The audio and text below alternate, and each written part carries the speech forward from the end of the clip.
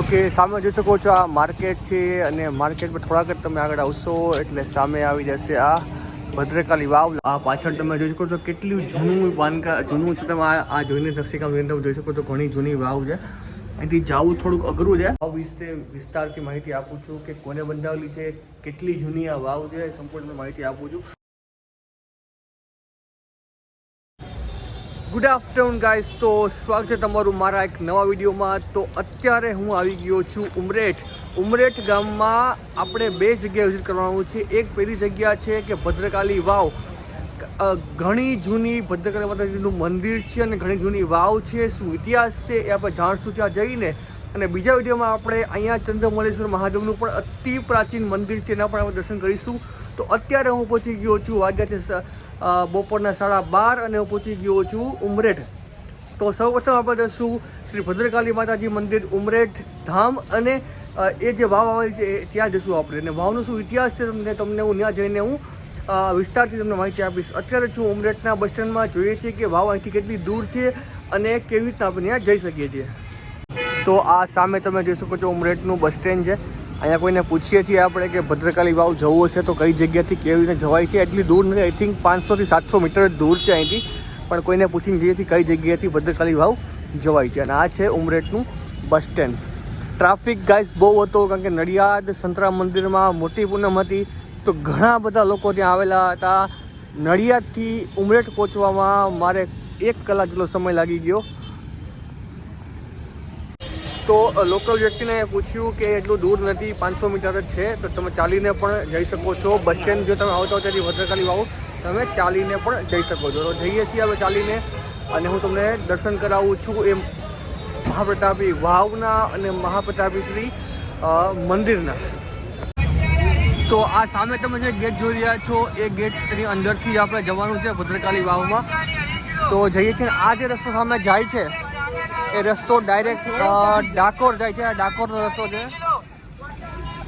તો સામે તમે જે ગેટ જોઈ રહ્યા છો એની અંદર જવાનું છે, ત્યાં જ આપણે વાવ આવેલી છે. આ સામે જે રસ્તો જાય છે એ રસ્તો જાય છે ડાકોરનો રસ્તો છે. અને આ છે ભદ્રકાલી વાવનો રસ્તો. તો જઈએ છીએ આપણે અને તમને હું દર્શન કરાવું છું એ વાવના અને માતાજીના મંદિરના.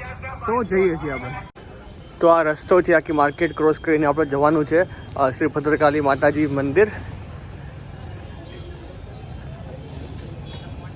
ઓકે, સામે જોઈ શકો છો આ માર્કેટ છે અને માર્કેટમાં થોડાક જ તમે આગળ આવશો એટલે સામે આવી જશે આ ભદ્રકાલી વાવ. લખેલું છે ભદ્રકાલી માતાજી પસંદ નહોતું તો આ જે વાવ છે આ લખેલું છે, અહીં પણ વાંચી શકો છો મા ભદ્રકાલી અને એનો શું ઇતિહાસ છે પણ અહીં લખેલું છે. પહેલાં તમને વાવનું દર્શન કરાવી દઉં છું અને પછી હું તમને શાંતિથી આ જગ્યાએ બેસીને આખો ઇતિહાસ કહીશ. પહેલાં આપણે જઈએ છીએ એ વાવના દર્શન કરવા માટે. ચપ્પલ છે આપણા તે અહીંયા ઉતારી દઈએ છીએ.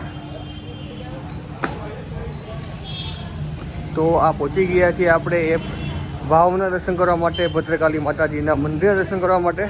એક્ઝેક્ટ સામે પાછળ જોઈ શકો છો આ માર્કેટ જ છે. માર્કેટની એક્ઝેક્ટ પાસે જ આ વાવ આવેલી છે. એ વાવના સંપૂર્ણ દર્શન તમને કરાવું છું. ભાઈ હશે તો એને પણ આપણે પૂછશું જે પૂજા કરે છે, કદાચ એને ખ્યાલ હશે આ સ્થાનનો મહિમો વધારે. તો પહોંચી ગયા છીએ આપણે એ પ્રસિદ્ધ વાવના દર્શન કરવા માટે. તો સૌપ્રથમ તમને હું પહેલાં ભદ્રકાલી માતાજીના દર્શન કરાવી દઉં છું અને પછી જે વાવના છે દર્શન કરાવું છું. તો આ સામે તમે આ દર્શન કરી શકો છો શ્રી ભદ્રકાલી માતાજીના. અતિ પ્રાચીન મંદિર છે, ઘણું જૂનું મંદિર છે. શું ઇતિહાસ છે એ પણ આપણે જાણશું. પહેલાં તમે આ દર્શન કરી લો શ્રી ભદ્રકાલી માતાજી. અને વાવ કઈ જગ્યાએ છે ભગત? વાવ અને વાવ પાછળ છે ને, વાવ ભદ્રકાલી વાવ. ઓકે, આ વાવ છે ને. તો આ પાછળ તમે જોઈ શકો છો કેટલું જૂનું છે. તમે આ જોઈને નકશીકામ જોઈને તમે જોઈ શકો છો ઘણી જૂની વાવ છે. અહીંથી જવું થોડુંક અઘરું છે પણ હું તમને અહીંથી બતાવી દઉં છું આખી આ વાવ. થોડુંક અહીંથી જવું અઘરું છે અત્યારે, કારણ કે જવાય એવી સ્થિતિ નથી. પણ અહીંથી તમે આખી આ વાવ જોઈ શકો છો. થોડોક પાસે જઈને પણ તમને હું બતાવી દઉં છું. આ અદ્ભુત વાવ તમે 1 2 3 4 5 જેટલા સ્ટેપ જોઈ શકો છો. નીચે પણ આ વાવ જોઈ શકો છો. આટલા પગથિયા છે. આ બધું સામે છેટ લગી સામે વાવ છે અને આ બાજુ ભદ્રકાલી માતાજીનું મંદિર છે. અને ઉપરથી તમે આ સ્થાપત્ય કલા પણ જોઈ શકો છો, ઘણું જૂનું છે. હું તમને ઝૂમ કરીને પણ બતાવી દઉં છું. એ વાવ જોઈ લો, ઘણી જૂની આ વાવ છે. કોની બનાવેલી હતી, શું ઇતિહાસ છે, પણ આપણે જાણીશું. તો પહેલાં તમે આ થોડા નીચે જઈને પણ, તમારા ગામના છો ભાઈ? તમને ખ્યાલ છે વાવ વિશે માહિતી નથી ખ્યાલ? ઓકે, તો આ વાવ પણ તમે નીચેથી પણ પાછળથી ઘણી જોઈ શકો છો, ઉપરથી પણ. હા, ઘણી. ક્યાંથી આવો તમે? એટલે ક્યાંથી આવો છો? ડાકોરથી આવો છો? ઓકે, સરસ.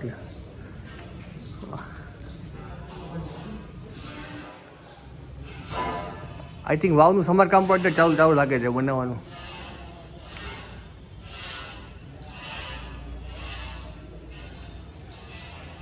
જવાય છે તો અહીંથી થોડા આગળ જઈને પણ તમને થોડું બતાવું છું.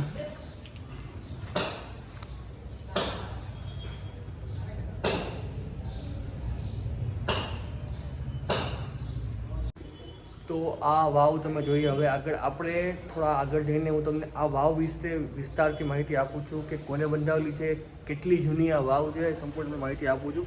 તો અત્યારે પાછા જઈએ છીએ આપણે પાછા ભદ્રકાળી માતાજીના મંદિર પાસે. અહીંથી થોડું નીચે કરીને ચાલવું પડશે અને પાછા આપણે પહોંચી ગયા છીએ શ્રી ભદ્રકાળી માતાજી મંદિર. તો હવે આ વાવ વિશે તમને હું માહિતી આપું છું. ઉપર તમે પણ આ જોઈ શકો છો, અહીંયા પણ એક લખેલું છે, પણ આપણે વાંચીએ છીએ કે 2051 સુધી ચોથને રોજ થયેલી પ્રસંગથી ભદ્રકાળી માતાજીમાં ચાંદીનું રિપેરિંગ કામ કરાવ્યું છે, લખેલું છે. આ પડતું ચેકાઈ ગયું છે. અને પાછા તમે એકવાર આ દર્શન કરી શકો છો શ્રી ભદ્રકાળી માતાજી ઉમરેઠ ધામ. મારો વિડીયો છે, એક મિનિટ સ્ટોપ રાખું છું, તમે એકવાર ફરીથી આ દર્શન કરી લ્યો. શ્રી ભદ્રકાળી માતાજી વાવ હતું એ અહીંથી આ વાવ મંદિરની એક્ઝેક્ટ બાજુમાં જ વાવનું એન્ટ્રન્સ છે. ઘણી લાંબી અને જૂની વાવ છે. અને મેઇન તમે જોઈ શકો છો બહાર આ ચોક છે. આ ચોકમાંથી કોઈને પણ તમે કહેશો ભદ્રકાળી માતાજીનું મંદિર ઉપરથી તમને બતાવું છું. થોડું અટપટું લાગશે મંદિર ગોતવું, પણ એક્ઝેક્ટ તમે કોઈને પણ કહેશો ભદ્રકાળી માતાજી મંદિરના આરામથી તમને પહોંચાડી દેશે. કારણ કે એમાં એવું છે, આ જે જગ્યા છે એ આખા આ કોમ્પ્લેક્સની એક્ઝેક્ટ બાજુમાં આવેલી છે. અને આખું આ માર્કેટ છે, ઉમરેઠનું માર્કેટ, ઉમરેઠની માર્કેટની પાસે આવેલી છે. નીચે આ મંદિર છે, આ બાજુમાં વાવ છે, અને આ સામે તમે ઉમરેઠનું આખું આ માર્કેટ જોઈ શકો છો. અને આ આખું મંદિર. જો તમારે પરફેક્ટ વાવ જોયું હોય તો આ તમે જોઈ શકો છો. અહીંથી તમારે સીધું અહીં અંદર આવવાનું છે. અંદર આવીને નાનકડી આ ગલી દેખાશે. ગલીમાં તમે આગળ જશો એટલે તમને વાવ પાસેથી પણ દેખાઈ દઉં છું. આથી જો નીચેથી તમે ન જઈ શકો તો તમે પાસેથી પણ આ જઈ શકો છો. જો આ આખી આ વાવ જ છે, જોઈ લેજો. આપણે આ વાવના મધ્ય ભાગમાં આવી ગયા છીએ. જોઈ લે, નીચે આખી આ વાવ છે અને આ વાવના આપણે આખા મધ્ય ભાગમાં આવી ગયા છે. ટોટલ 7 ઉપર પણ જોઈ શકો છો, આ બાજુ પણ જોઈ શકો છો. તો હવે તમને આ ભદ્રકાળી વાવ વિશે થોડી ટૂંકમાં માહિતી આપું છું. આ વાવ છે 11મી સદીમાં બનાવવામાં આવેલી હતી અને આ ટોટલ 7 માળની આખી આ વાવ છે. અને આ વાવ બનાવેલી હતી મિનળદેવી. મિનળદેવી એટલે કે સિદ્ધરાજ જયસિંહના માતશ્રી અને કર્ણદેવ સોલંકીના પત્ની મિનળદેવીએ આ વાવ બંધાવેલી હતી. તો આ ઘણી જૂની ઐતિહાસિક વાવ છે. અને અહીંયા ભદ્રકાળી માતાજીનું અતિ પ્રાચીન મંદિર આવેલું છે. તમને મારો વિડીયો કેવો લાગ્યો નીચે કોમેન્ટ બોક્સમાં જરૂરથી બતાવજો. મળીએ છીએ આવા એક અનોખા સ્થાનના મંદિરના વિડીયો સાથે. તો સૌને એકવાર જય શ્રી મહાદેવ હર. તો આ હતું શ્રી ભદ્રકાળી માતાજીનું મંદિર ઉમરેઠ ધામ.